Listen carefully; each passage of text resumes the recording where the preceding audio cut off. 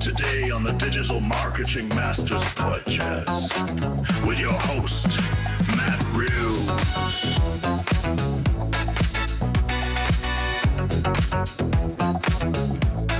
Our guest is the Master of Product Development, Kay Allison. Hey everybody, welcome back to Digital Marketing Masters. I'm your host, Matt Rouse. Today my guest is Kaye Allison. Kay, how are you? Hey, Matt, I'm great this morning. How are you? I've already had a workout and a cup of coffee. I'm ready to roll. I wanted to have you on the show. We had a couple conversations already, and you have two things that really impressed me. Is one of them is your background. You have, a lot of kind of shout outs, like customers that you had on like the Drew Barrymore show, and you negotiate a series with Obama's production company and, other things like that, which is great. But the other thing is you and I had some great conversations already around kind of AI and product and knowing your audience. And I think one of the things that really stuck out to me is the way that you've kind of discovered how to use AI to learn more about your audience. Do you want to maybe talk a little bit more about that? And maybe first, why don't you give us like the one breath version of your background? Okay, I have always believed that business is nothing but a series of relationships through which products, services, and money flow. And because I believe that, we have to know the people that we're selling to. And so that is what I have done my entire life. I've always been fascinated by what makes human beings tick. And on the other hand, I'm an entrepreneur. And so I can listen to what makes you tick and I can immediately see what you need or what I could create or what I could offer you that would make your life a little richer, better, easier, softer, gentler, more powerful, whatever it is you want. So my entire career has been spent in what we call consumer insights and innovation. What that actually means is uncovering hidden desires and gaps and conflicts that customers are experiencing, and then figuring out how a client's brand, a client's company, a client's product can be positioned or what they could create to be able to address those things. Nice. You've created some crazy products too, and we'll get to You that in a little know. bit. I'll leave that as a little spoiler alert for later that we're going to talk about. But I think one of the most interesting things that I find is when we're talking with, kind of smaller businesses and brands like small to medium sized businesses, I find that business owners almost always swear up and down that they know who their customer is. But if we were to survey them, it turns out that they don't. And I think there's a lot of disconnect between somebody who's an entrepreneur thinking that everybody who they serve also thinks like an entrepreneur, and they do not usually. No, they rarely do. Actually, that is a mistake that marketers and big companies make too.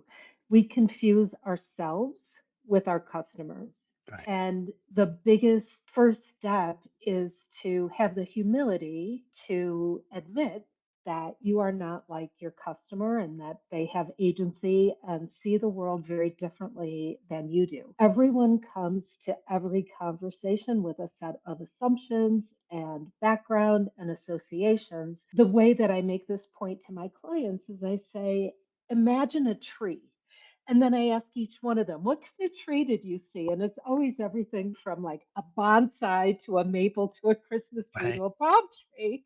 And it's like, well, who's right and who's wrong? Nobody. We all just bring a different set of associations. And I think that is what's so fascinating about being a human being and learning about others. I think another thing that's interesting along those lines too, that rarely gets brought up in these conversations, is that people have different decision making processes than somebody who is a business owner or manager would have. I was at an event just earlier this week. One of my friends was speaking at an all employee meeting for the sheriff's office in one of the local counties here in Colorado.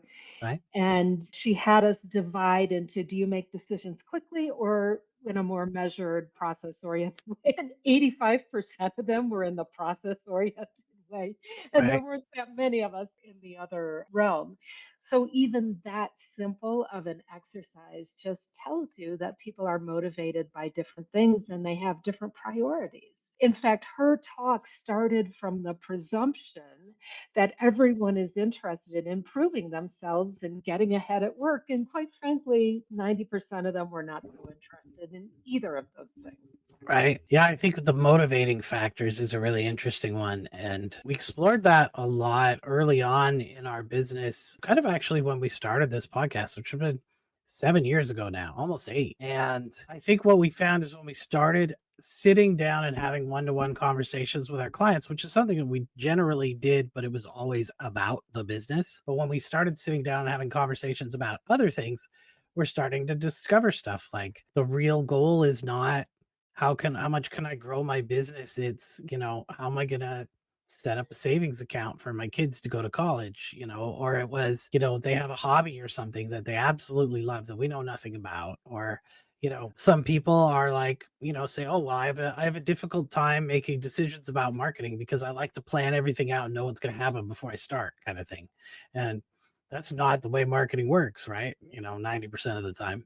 Typically not. But I wanted to catch also, I mean, everybody's talking about AI now, right? I know I've written two books about it as well. But the thing about AI right now is I think there's a very thin set of use cases that most people are doing with AI. And I think, as you and I had talked about, there's a lot more people who could be doing to learn about their audience. Do you want to talk a little bit more about how that could be done? Absolutely. One of the most amazing things that's available today is social media, forums like Reddit, and review sites. Right. And when you take advantage of reviewing all of the information in those sites, what you're listening to is what the human beings who are posting or commenting, they are devoting their own time and energy. They care about whatever their topic is so much that they are putting information out there about what they believe and what they like and what they hate and what's pissed them off and what cool thing they found,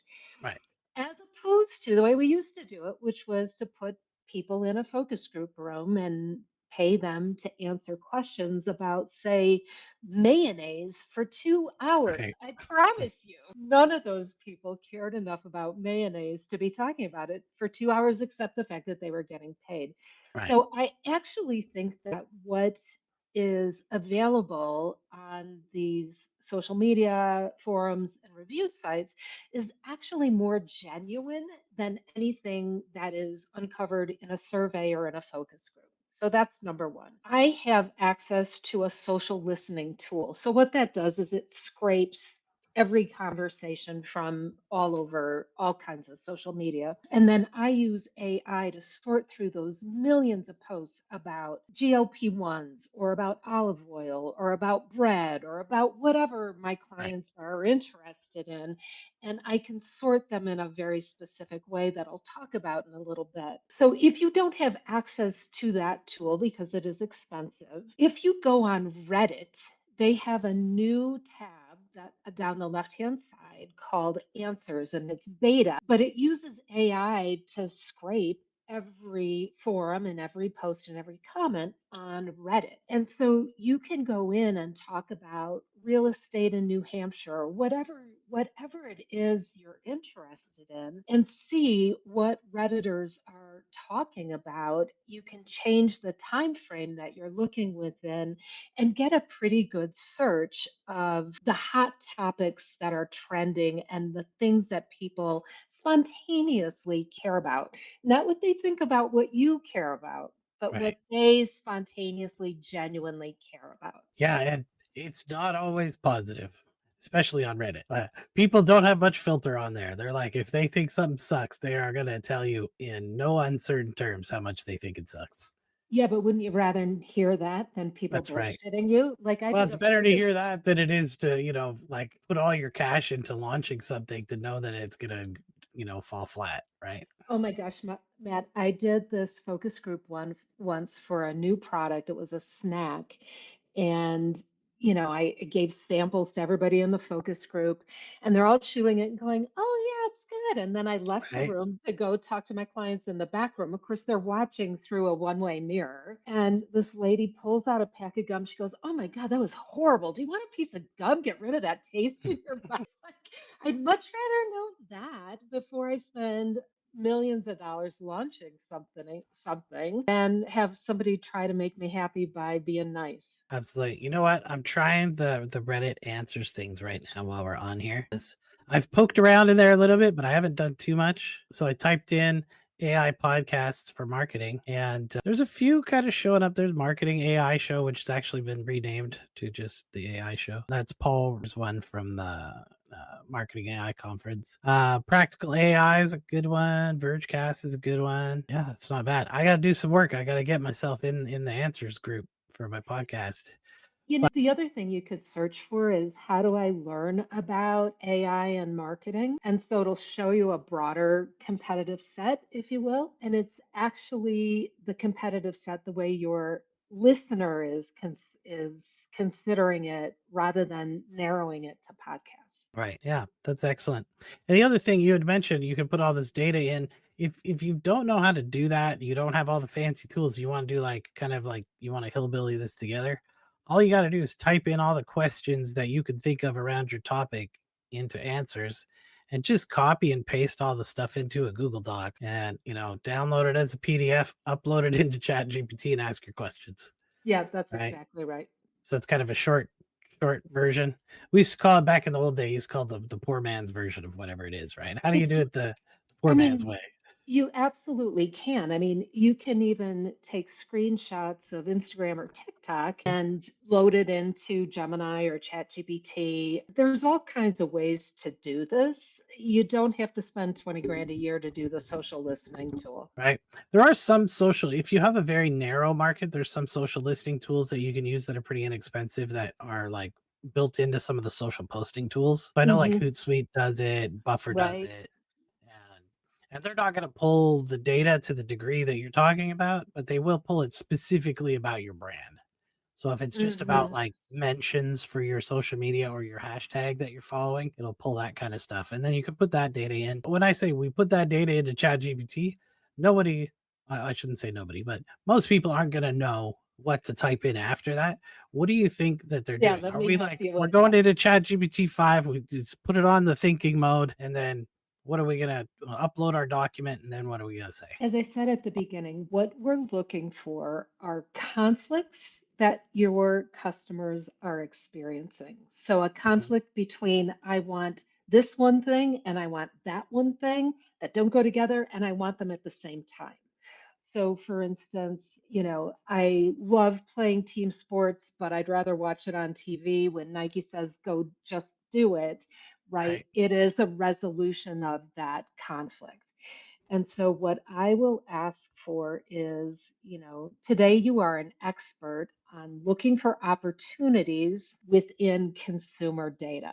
That's where I start, right? What the mission is. And then I will set context. I have this kind of business. My customers, I think, are this. And specifically, what I'm looking for is are there different groups of consumers that are motivated differently in my category? If so, what are they? And we're looking for 3 to 5 different segments of consumers. And then within each one of them, where are the gaps between what's real and what's ideal, between when they want to consume something and when it's available, and these conflicting desires, and lay those out for me. First, identify the segments, and then for each one, tell me the most pressing conflicts that they experience. Excellent. Yeah, I think that's a fabulous place to start. You're going to type those things in, you're going to get some insights out of it.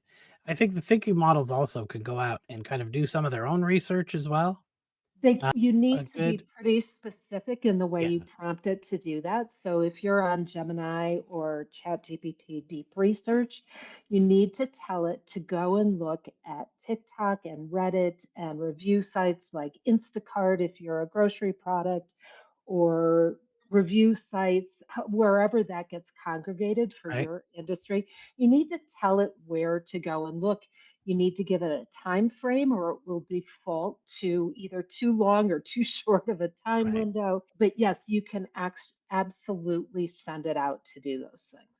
You might be able to get, like with Gemini, you could probably send it to Google properties like Google Trends and stuff. It probably has more access to keyword data and things like that. I don't know how much I trust keyword data anymore, to be honest. That's just, I don't have any data to back that up. I just know that looking at results like I have for the last 20 years, that if I look at some of the keyword data now, I'm like, that's just not true. I mean, it's But based on Google search and yeah, how many people are using right. But the search Google search results are anymore also, yeah. compared to searching with Chat or Gemini. It's tough though, right? Is that the data saying that people are searching more on Google than they were before is what everybody used to say that no, people are not switching to AI search. But the reason that Google is being searched more is that the AI is searching it more, right? Regardless of which AI it is that they're using. And so they'll be like, well, we took the chat GPT data out. Okay, but you didn't take the other 27 AI's data, out, right? Or all the tools that are automation tools that are using Python to search, or like user agents and all this kind of stuff, right? There's all these technical reasons why Google searches would be up. The actual interface could be an AI system, right? And Absolutely. I don't mean to go Not off topic too much, No, but it's not human beings doing the searching, it's the right, agents doing the searching. Anyway, so I would trust that actually. My sense is that as data gets congregated, as the specifics of what a human being is posting gets congregated into big buckets or packages of things that go together, it dumbs it down to a point where you don't get enough of the feel, you right, don't get enough of the gestalt. It's like, right. It's oh, not people, granular enough, it's not granular enough. Like, I have my best ideas listening to actual human beings have actual conversations about right? things, less so looking at big aggregates of data. Right. I think another thing that's going to happen, and this is also speculation, but I think another thing that's going to happen is you're going to get more places walling off their data from other AI systems. Like Reddit has cut a deal with, I think Anthropic and OpenAI, right? So that they can access the data, but they're paying for that access. But I think more and more places are going to start walling off their data. So you're going to have to go to each source separately, use whatever their tool is, and then use that to pull the data that you need. I think, that absolutely works. And it goes back to your kind of poor man's approach to doing Right. this. Copy and paste, stick it all in a spreadsheet, download the spreadsheet. It Yeah. works just great. Another thing that's interesting, I'm having a conversation along these same lines is tools that take your own personal data but wall it off from you. Like a good example would be, and this is going to come up in your research, so you can make a consumer tool for this in the future. So let's say like I have a system that collects all my data through like a Ring or my Apple Watch or whatever that gets all of my medical data. And, what they're not going to do is provide me a way to extract that data on a live basis, like an API or something, so that I could use it with another system because they want us to buy their software and use their system. Sure. So if I have a Ring from one company that checks my heart rate and stuff, and I got my other one, my watch is doing all this other stuff, and I got my glasses on that are also, checking my eyeballs and my heart rate and all this kind of stuff, and all that data is separate. There's no way to take all of the data from all the devices on an ongoing basis and have another system that maybe is kind of comparing all those things and saying, oh, dude, you better lay off this because you're going to have a stroke or something. Like there's no way to kind of get consensus from your data when it's all walled off from each other. Oh my gosh, Matt, I have to tell you, one of my kids is chronically ill and bedridden, chronically ill, Yeah. only 22 years old, and has been for almost a decade. And it was a joint project. My husband uploaded every medical record we had from the time we adopted her when she was 11 months old and had lead Mhm. poisoning through last week. And she made this spreadsheet with all of her medical test results, the results, reference range, the no 15,000 cells. She handmade this thing. And I used Gemini to sort through all of this information, asking it, what's the theory of the underlying cause of all of this cascade of hell that she Right. experiences? Do you know that it came up with a theory that it looks like she has a one in a million, literally one in a million condition that is easily resolved, but I found it by using Gemini.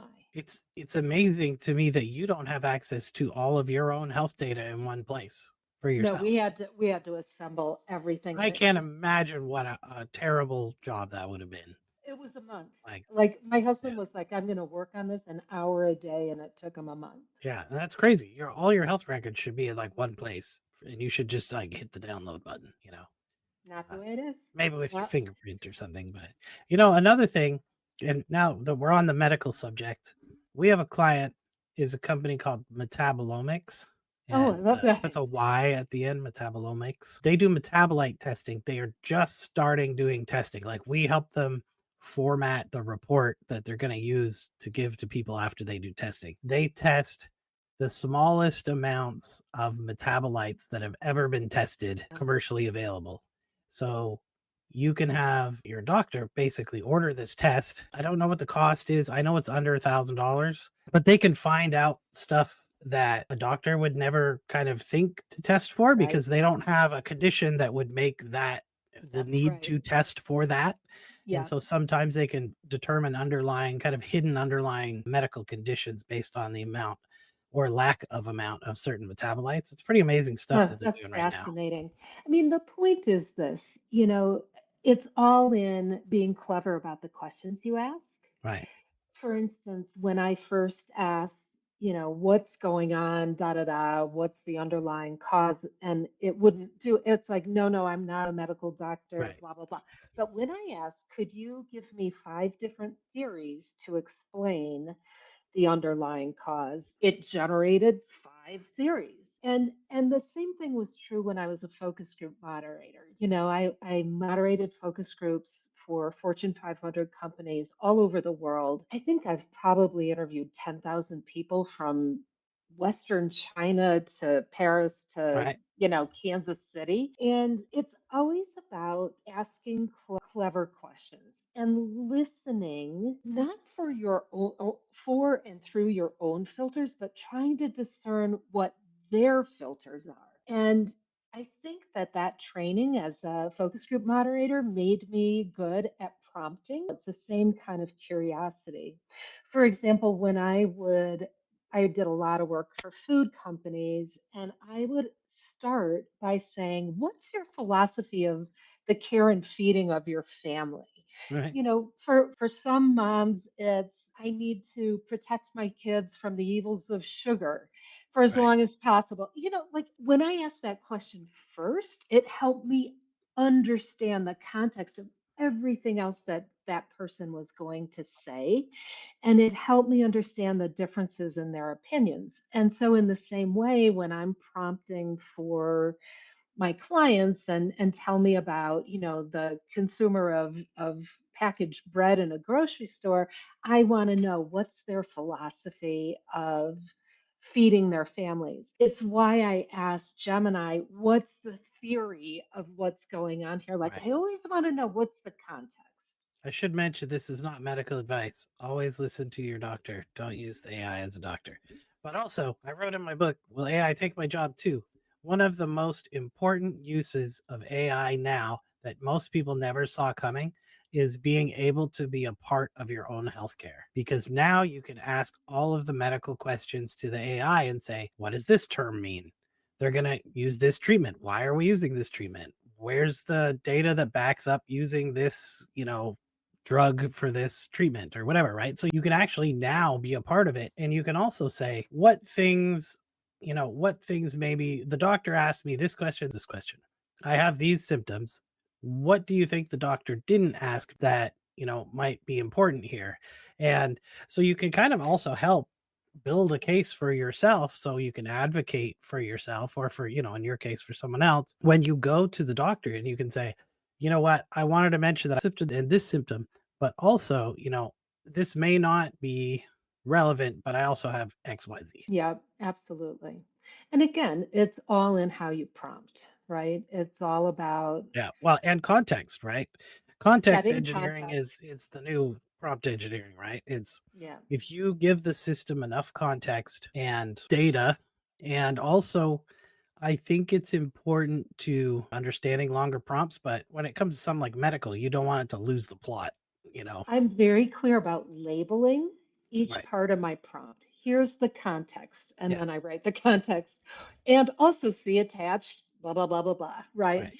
Here's your role today. You are an expert at da da da da da. Here's the data I want, here's what I want from you, and here's how I want it formatted. And then I always ask before you do anything, tell me how to improve my prompt. Yes. You can also ask it, you can have it ask you clarifying questions, Yep. but you can also have it like take your prompt and say, I don't want you to act on this prompt, but this is the prompt that I'm building and this is the result I'm trying to get. Do you have any suggestions for improvement? You know, Mhm. like you were saying, but that's a good way to do it without it taking action on your prompt immediately. So yeah, I mean, there's ways to do it, and I mean, yeah, we're getting a little out of the idea of audience, of finding to know your audience, but I think it's important to know this is a great way to prompt your systems, and you're going to use the same ideas whether you're doing audience research or if you're trying to find out whatever it is that you're trying to do, right?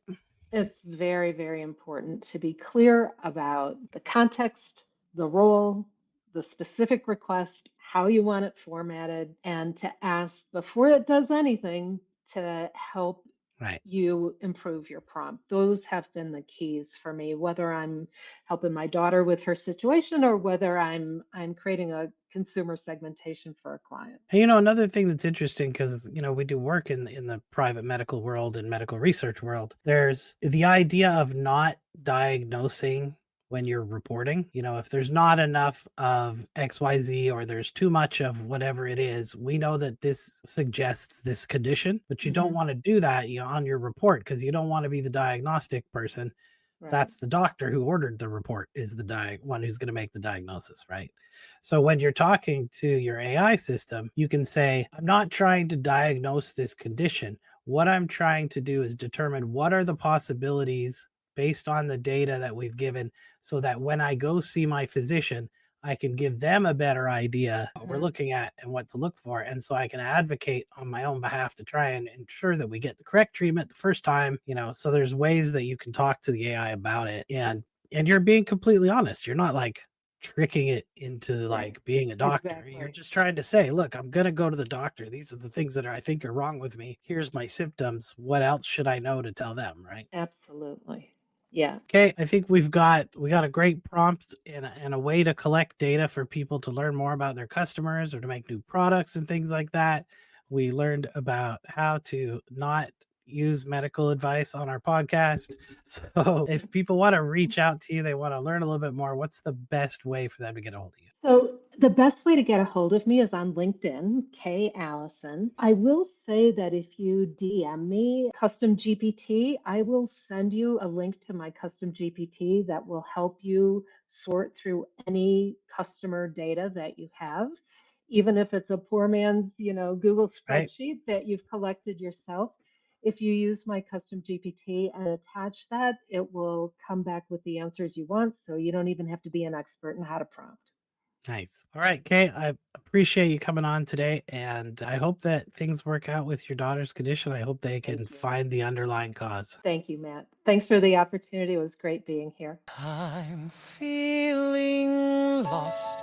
What's coming next? The world is changing, it's so complex.